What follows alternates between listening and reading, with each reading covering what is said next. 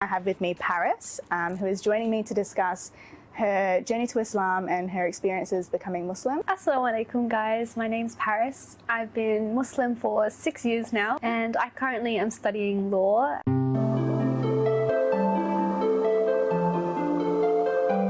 I guess going back even before converting to Islam in 2016, all throughout high school I was involved within the Uniting Church and preaching, and I was actually meant to go into ministry 1 year after, in the year that I converted to Islam. I was meant to go into ministry school with a scholarship and become an ordained minister. But as I started to do my research into Christian theology deeper and deeper, I started finding a lot of holes within it. Was there something about Islam in particular that drew you to it, other than? It was a lot of small things that helped me to realize that, wow, like this is actually the truth.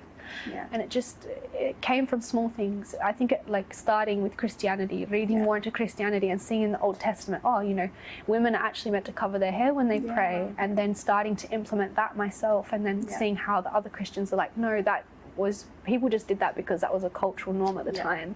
Just being around the Muslim family that I was introduced to, and just seeing their mannerisms and the way that they implemented Islam into their life, it just became more apparent that Islam was the truth.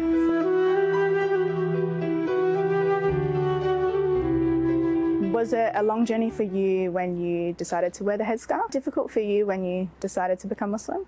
When they start seeing a physical difference in their daughter, it really starts to get parents upset sometimes. We obviously don't want them to be upset with us, and we also don't want to feel like we're going to waver in our faith. You change everything about yourself to your inner core, your moral compass changes, your identity changes, the way you perceive life and the way you perceive you. I delayed putting on the headscarf because it was such a big decision for me, and then when I realized the wisdom behind it and that it was an obligation from Allah.